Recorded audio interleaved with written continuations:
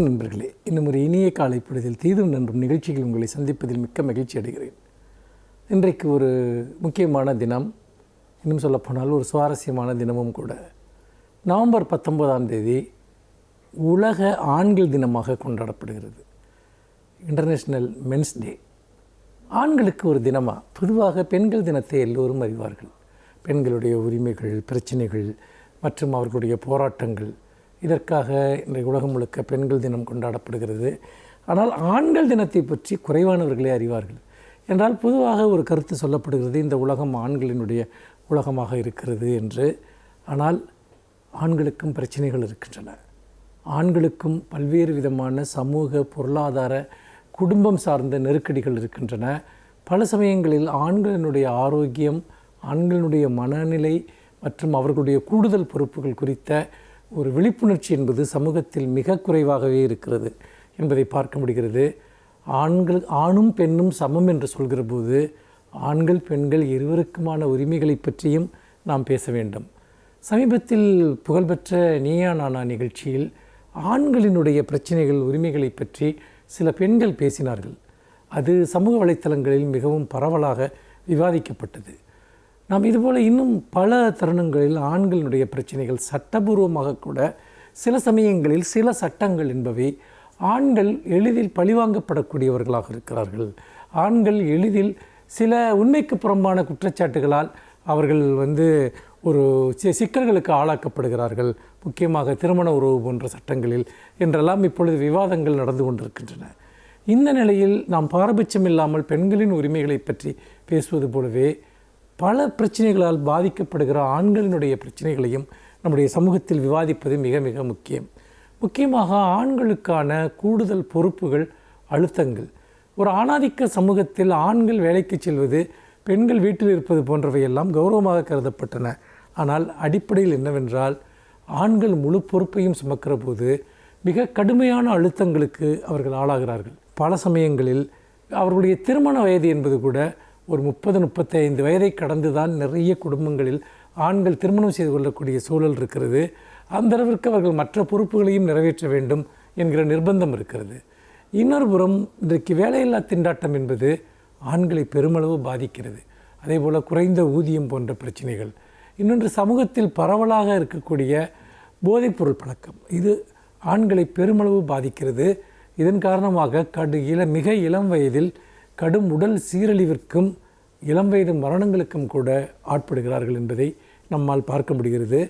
இதோடு சேர்த்து இன்னும் நிறைய விஷயங்கள், முக்கியமாக அவர்களுடைய கல்வி, வேலை வாய்ப்புகளில் அவர்களுக்கு இருக்கக்கூடிய பிரச்சனைகள், இது எல்லாவற்றையும் நாம் பார்க்கிற போது பெண்களுடைய பிரச்சனைகளை பற்றி நாம் பேசுகிறது போலவே ஆண்களுக்கு, இளைஞர்களுக்கு இருக்கக்கூடிய பல பிரச்சனைகள், அதே போல் வயோதிகத்தில் முதுமையில் இருக்கக்கூடிய ஆண்கள் எதிர்கொள்ளக்கூடிய பிரச்சனைகள், இவை இன்னொரு தனி பிரச்சனையாக இருக்கின்றன. அப்படி பார்க்கிற போது ஆண்கள் இந்த சமூகத்தின் ஒரு பகுதி.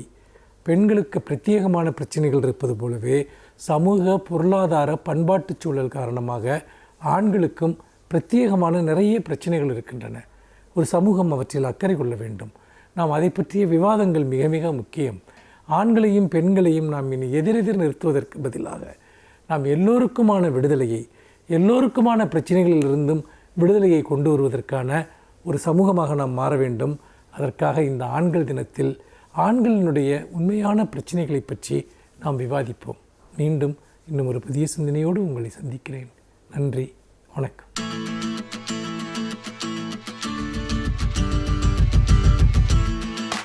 அனைவருக்கும் என் அன்பு வணக்கம். மறைந்த கவிஞர் இன்குலாவின் கவிதைகள் எழுச்சி தருவன, புரட்சிகரமானவை, படிக்கிற போதே ஒரு ஆவேசத்தை உருவாக்கும் என்பதுதான் பொதுவான கருத்து. ஆனால் அவருடைய கவிதைகளை எல்லாம் படித்து பார்க்கிற போது மிக அழகான உருவக கவிதைகளும் அதில் இருக்கின்றன. என்னை கவர்ந்த ஒரு கவிதை கண்ணாடி என்பது. அந்த கவிதை இப்படி தொடங்கும்: இரவும் பகருமாய் என்ன செய்து கொண்டிருக்கிறாய்? கண்ணாடி. கண்ணாடியா? பெரிய பெரிய பெல்ஜியம் கண்ணாடிகளை காசு கொடுத்து கடையில் வாங்கிவிடலாம். நீ என்ன புதிதாய் கண்ணாடி செய்கிறாய்? இப்படி ஓர் உரையாடலாக அந்த கவிதை தொடங்கும். ஒருவன் ஏதோ ஒன்றை செய்து கொண்டிருக்கிறான், இன்னொருவன் கேட்கிறான், என்ன செய்கிறாய்? கண்ணாடி. பெல்ஜியம் கண்ணாடியை விடவா நீ செய்துவிடப் போகிறாய்? அவன் சொல்லுகிறான், ஆமாம், அந்த கண்ணாடிக்கும் இதற்கும் ஒரு வேறுபாடு உண்டு. பெல்ஜியம் கண்ணாடி ஊமை கண்ணாடி, என் கண்ணாடி பேசும் கண்ணாடி. பேசுமா? கண்ணாடி எப்படி பேசும்?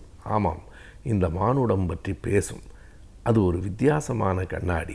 அந்த இடத்திலே தான் இன்குலாப் மறுபடியும் கேட்பார், நீ இந்த கண்ணாடியை எப்படி செய்கிறாய்? அதற்கு அவன் சொல்லுகிற விடைதான் அந்த கவிதை. அவன் சொல்லுவான், நான் எதிலிருந்து செய்கிறேன் தெரியுமா? சேற்றிலிருந்தும், புழுதியிலிருந்தும், பெருமூச்சிலிருந்தும், கல்லறை மண்ணிலிருந்தும், கருவறை சதையிலிருந்தும் நான் செய்கிறேன். பூவிலிருந்தும், தளிர்களிலிருந்தும், சருகுகளிலிருந்தும், புன்னகையிலிருந்தும், கண்ணீரிலிருந்தும் நான் அதனை செய்து கொண்டிருக்கிறேன் என்பான். அப்படி ஒரு கண்ணாடியை செய்ய முடியுமா? அந்த கண்ணாடி எங்கே கிடைக்கும்? எங்கே பார்க்கலாம் அந்த கண்ணாடியை? எங்கே மானுடம் தலை நிமிர்கிறதோ, எங்கே மானுடம் முகந்திருப்புகிறதோ அங்கெல்லாம் என் கண்ணாடி பேசும் என்று சொல்லுவான். இது ஒரு உருவக கவிதை. இப்படி ஒரு கண்ணாடியை நாம் தேடிக்கொண்டிருக்க முடியாது. ஆனால் இந்த மனித வாழ்க்கை எங்கே இருக்கிறது? அது புழுதியிலிருந்தும் புகையிலிருந்தும், புகை என்பது ஆலைகளிலே வேலை செய்கிற தொழிலாளிகள், சேறு என்பது விவசாயிகளை குறிக்கும். இந்த உலகம் எப்படி உருவாக்கப்படுகிறது என்றால் மானுட உழைப்பால் உருவாக்கப்படுகிறது. அது அவன் வயல்களில் வேலை செய்கிறவனாக இருக்கலாம், தொழிற்சாலைகளில் வேலை செய்கிறவனாக இருக்கலாம். எல்லா இடங்களிலிருந்தும் அவன் கண்ணீரிலிருந்தும், குருதியிலிருந்தும், வியர்வையிலிருந்தும் இந்த கண்ணாடியை உருவாக்குகிறேன் என்று சொல்லுகிற போது மக்களுக்கான ஒரு சமூகத்தை, மக்களுக்கான சட்டங்களை அவன் உருவாக்கி கொண்டிருக்கிறான் என்பதைத்தான் கவிஞர் இன்குலாப் உருவகமாக சொல்லுகிறார். அந்த கண்ணாடி எங்கே தெரியும் என்றால், எங்கே மானுடம் தலை நிமிர்கிறதோ, எங்கே மானுடம் முகந்திருப்புகிறதோ அங்கே தெரியும் என்று சொல்லுகிற போது இந்த சமூகம் எப்போது உயர்ந்து நிற்கும்? உழைக்கிற மக்கள் எப்போது தலை நிமிர்ந்து நிற்கிறார்களோ அப்போது தான் இந்த சமூகம் உயர்ந்து நிற்கும் என்று சொல்லுகிற ஓர் அழகான கவிதை. இன்குலாபினுடைய கவிதைகளில் இப்படிப்பட்ட உருவக கவிதைகளை அங்கொன்றும் இங்கொன்றுமாகத்தான் பார்க்க முடியும். ஆனால் அதற்குள்ளும் மிக அழகான கவிதை இருக்கிறது. இந்த கவிதை உங்கள் விசிட்டர் என்று அப்போது வந்து கொண்டிருந்த ஒரு வார இதழில் வெளிவந்தது. வார இதழ் படிக்கும் அந்த மக்களுக்கு இந்த கவிதை கூடுதல் கனமானதாக இருக்கலாம். ஆனால் எல்லோரிடத்திலும் எல்லாம் போய் சேர வேண்டும் என்கிற எண்ணத்தில் இன்குலாப் அன்றைக்கு எழுதினார். இன்குலாபினுடைய கவிதைகள் எப்போதும் புதிய சிந்தனைகளை உருவாக்கும். வாழ்க்கை எங்கே இருக்கிறது என்பதை எடுத்து காட்டும். அவரை பொறுத்தளவு திரும்ப திரும்ப உழைக்கும் மக்களே இந்த உலகம் என்பதை வலியுறுத்துவதுதான் அவர் கவிதைகள், எழுத்து, பேச்சு எல்லாவற்றிலும் அடித்தளமாக இருந்தது. அவருடைய எண்ணம் முழுவதும், எண்ண ஓட்டம் எல்லாம் உழைக்கும் மக்களை சுற்றி சுற்றியே வளர்ந்தது. அவர் பொது உடைமை கட்சி சிந்தனையாளராக இருந்தார். ஆனால் பொது உடைமை கட்சியில் உறுப்பினராக அவர் இல்லை. அவருடைய சிந்தனைகள் சுதந்திரமாக இருந்தன. எல்லோரை பற்றியும் அவருடைய கவிதைகள் பேசின. அவர் கவிதைகள் சிவப்பு. அந்த சிவப்பு எப்படிப்பட்டதென்றால் அவரே சொல்லுவது போல அது உதட்டு சாயத்தில் இருக்கிற சிவப்பல்ல, ஒரு புண்ணின் காயத்திலிருந்து வழிகிற இரத்தத்தின் சிவப்பு தான் இன்குலாபின் கவிதைகள்.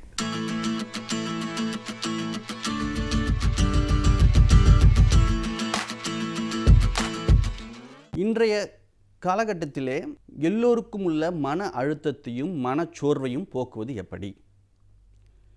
இந்த மன அழுத்தம், மனச்சோர்வு ஏற்படுவதற்கு பல்வேறு காரியங்களை நாம் ஆராய்ந்து பார்க்கின்றோம். இதிலே நான் சொல்வது போல நமக்குள்ள உள்ள ஒரு பயமும், நமக்குள்ள உள்ள பதட்டம், நம் தோல்வியை உற்று வருமோ அப்படின்ற ஒரு பயம், ஒரு வாழ்க்கையை பற்றிய ஒரு பயம், எதிர்காலத்தை பற்றிய ஒரு பயம், இப்படி ஒரு பல்வேறு விதமான சிந்தனைகள் நம்மளுக்கு இந்த மன அழுத்தத்திற்கு காரணமாக அமைகின்றன. இதில் சின்ன சின்ன காரணங்கள் ஒவ்வொரு குடும்பத்திலும் ஒவ்வொரு மாணவர்களுக்கும் இதுதான் அப்படின்னு நம்ம பர்டிகுலராக சொல்ல முடியாத அளவிற்கு பல்வேறு காரியங்கள் இருக்கின்றன. இதில் பொதுவாக அப்படின்னு நம்ம பார்க்கும்போது நாம் தனியாக இருக்கின்றோமோ அப்படின்ற ஒரு ஃபீலிங், இரண்டாவது நம்மை தனிமைப்படுத்தி விட்டார்களோ அப்படின்ற ஒரு ஃபீலிங், அதையும் தாண்டி நம்மை வேறுபடுத்தி பார்க்கிறார்களோ அப்படின்ற ஒரு ஃபீலிங், இரண்டாவது அதுக்கு அடுத்தபடி பார்க்கும்போது நமக்கு மட்டுமே அநீதி இழைத்து விட்டதா இந்த உலகம், இந்த சமூகம் அப்படின்ற நமக்குள்ளேயே ஒரு கேள்வி.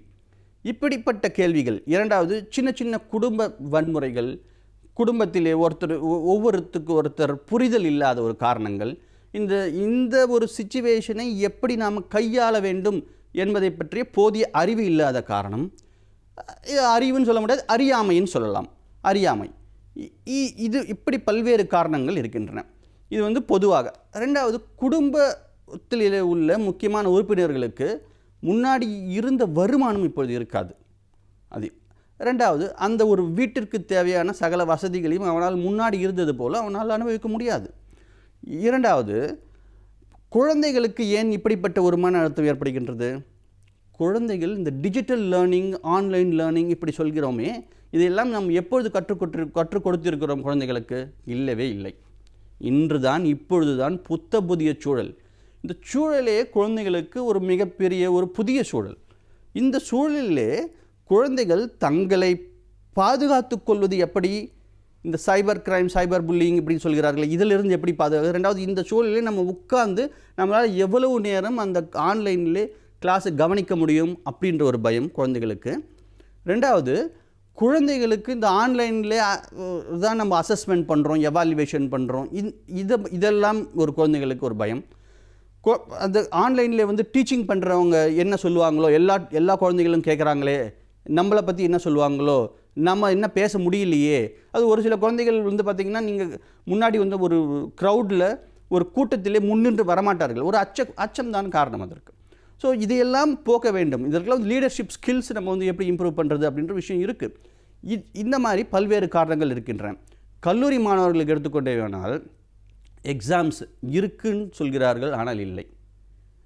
எக்ஸாம்ஸ் வரும்னு சொல்கிறார்கள், ஆனால் வரல. அடுத்த உயர்கல்வி படிப்பது எப்படி? இந்த உயர்கல்வி நம்ம எப்படி அணுகுவது? இதில் காலேஜ் எப்போ திறப்பாங்க? நம்ம காலேஜ் லைஃப்பை எப்படி என்ஜாய் பண்ணுவது? அது கேரியர்ஸ், அதாவது அடுத்த கட்டத்திற்கு எப்படி செல்வது? இப்படி பல்வேறு காரணங்கள் கல்லூரி மாணவர்களுக்கு இருக்கின்றன. அது மாதிரி அடலசன்ஸ் அப்படின்ற பார்க்கும்போது அவர்களுக்கும் உள்ள மன அழுத்தம் இருக்க தான் செய்யும். ஏன்னா அவங்க எல்லாருமே ஒரு ஃப்ரெண்ட்ஸ், பியர்ஸ் குரூப்ஸ்ன்னு சொல்லுவார்கள், இவர்களோட கனெக்ஷன் ஆகியிருக்காங்க. அப்போது ஒவ்வொருத்தருக்கும் பேசி அளவலாகி வெளியில் ஒரு சாதாரணமான ஒரு சூழல் கிடையாது. அவங்களுக்கு என்ன ஆகுது? ஒரு விளையாட்டினுடைய நேரம் கட் ஆகிடுது. அதே மாதிரி மற்ற மாணவர்களுடைய, அதாவது சக மாணவர்களுடைய அளவலாகக்கூடிய நேரம் இல்லை. அதாவது ஒன்றுக்கு ஒன்று ஃபேஸ் டு ஃபேஸ் அப்படி கிடையாது. வீடியோ கால் பண்ணலாமா, அது வேறு விஷயம். இப்படி எல்லாமே ஒரு சாதாரணமாக இருக்கின்ற நிலைமை தலைகீழாக மாறும்போது அந்த அச்சுறுத்தல் இருக்கத்தானே செய்யும். இதை எல்லாமே நம்ம ஒவ்வொரு ஏஜ் குரூப் அப்படின்னு சொல்வார்கள். இந்த குழந்தைகள் 1 முதல் 5ஆம் வரை உள்ள குழந்தைகளை எப்படி கையாள்வது, 5வது படிக்கும் 6வது படிக்கும் மாணவர்கள் முதல் 8ஆம் வகுப்பு மாணவர்கள் வரை உள்ள குறைகளை எப்படி கையாள்வது, பிறகு 12ஆம் வகுப்பு மாணவர்களுக்குள்ள மன அழுத்தத்தை எப்படி போக்குவது, டீனேஜ் கல்லூரி மாணவர்கள், குடும்ப நண்பர்கள், குடும்ப உறுப்பினர்கள், வயதானவர், இவர்கள் ஒவ்வொருவருக்கும் ஒவ்வொரு மாதிரியாக இந்த மன அழுத்தத்தை கையாள வேண்டும். பொதுவாக இந்த ஒரு பதிவிலே நம்ம குழந்தைகளினுடைய மன அழுத்தத்தை, படிக்கிற மாணவர்களுடைய மன அழுத்தத்தை போக்குவது மட்டும் எப்படி அப்படின்றத மட்டும் நம்ம பார்ப்போம்.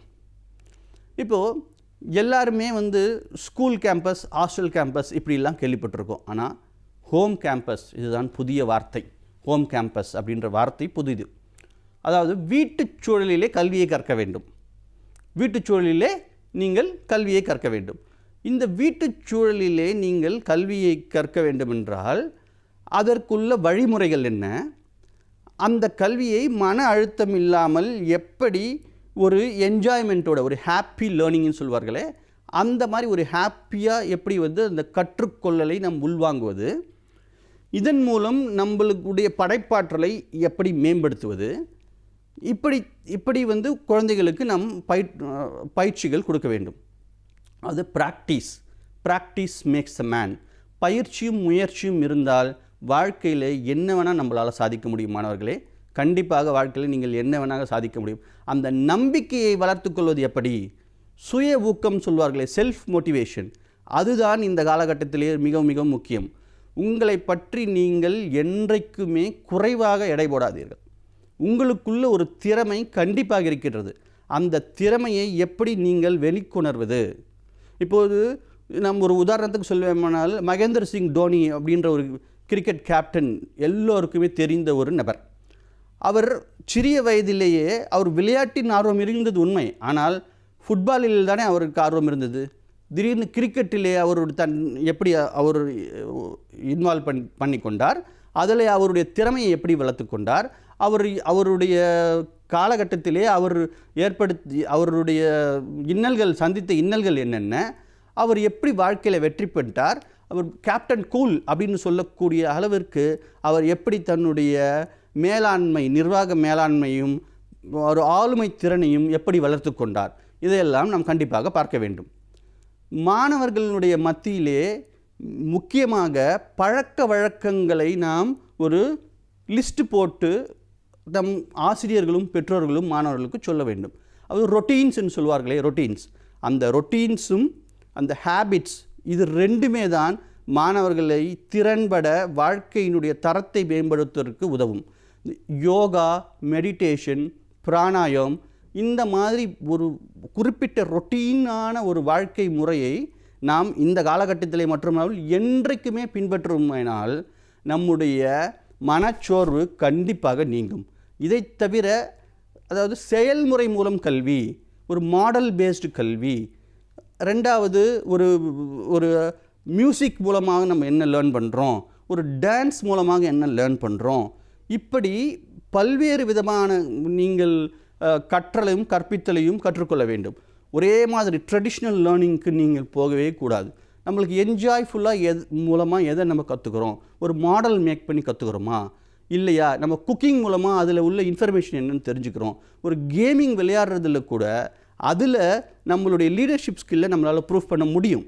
இப்படி பல்வேறு விதமான வழிமுறைகளை நமது முன்னோர்கள் வகுத்து உள்ளார்கள். அதாவது இந்த மாதிரி சிச்சுவேஷன்ஸ்க்கு மட்டும் இல்லாமல் என்றைக்குமே இது நம்மளுக்கு மிகவும் பயனுள்ளதாக அமையும். நன்றி, வணக்கம்.